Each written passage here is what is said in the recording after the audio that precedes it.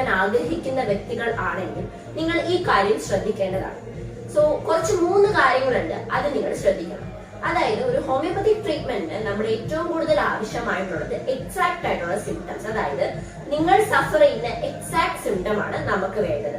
For example, ഒരു തലവേദനയാണെങ്കിൽ അത് എങ്ങനെ നിങ്ങൾക്ക് ഫീൽ ചെയ്യുന്നു, ഏത് സമയത്താണ് നിങ്ങൾക്ക് ഫീൽ ചെയ്യുന്നത്, എപ്പോഴാണ് നിങ്ങൾക്ക് കൂടുന്നത്, എപ്പോഴാണ് കുറയുന്നത്. കാരണം ഈ എക്സാക്ട് സിംറ്റംസിലൂടെ മാത്രമേ നമുക്ക് മെഡിസിൻസ് സെലക്ട് ചെയ്യാൻ പറ്റത്തുള്ളൂ.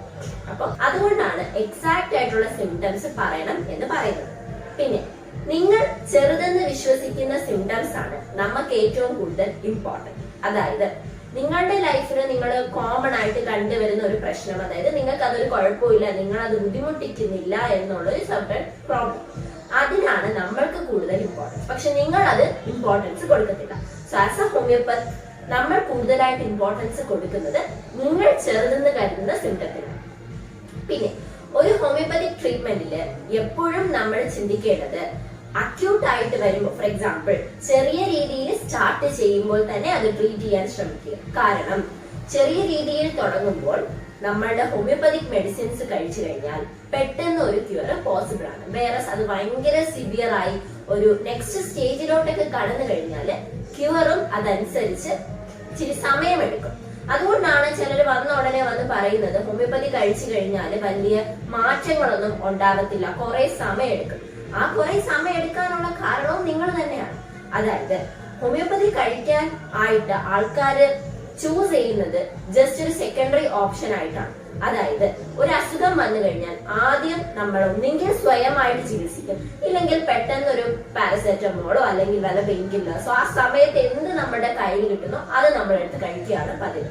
പക്ഷേ അങ്ങനെ ചെയ്യാതെ ആ ചെറിയ രീതിയിൽ ഒരു പനി സ്റ്റാർട്ട് ചെയ്യുമ്പോൾ തന്നെ ഒരു ഹോമിയോപ്പതി കഴിച്ചു നോക്കൂ, നിങ്ങൾക്ക് നല്ലൊരു ക്യൂർ അവിടെ പോസിബിൾ ആണ്.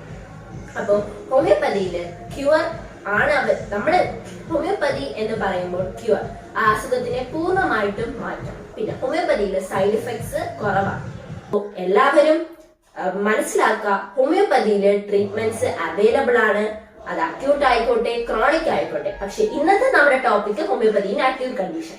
അതിൽ ഞാൻ പറയാൻ ഉദ്ദേശിച്ച കാര്യങ്ങൾ ഇതാണ്.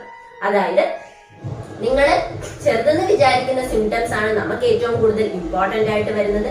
സിംറ്റംസ് പറയുമ്പോൾ അത് കൃത്യമായിട്ട് അത് എങ്ങനെയാണ് എന്ന് പറയുക, എങ്കിൽ മാത്രമേ നമുക്കൊരു സിംറ്റംസ് ഒരു മെഡിസിൻ സെലക്ഷനിലേക്ക് പോകാൻ പറ്റത്തുള്ളൂ.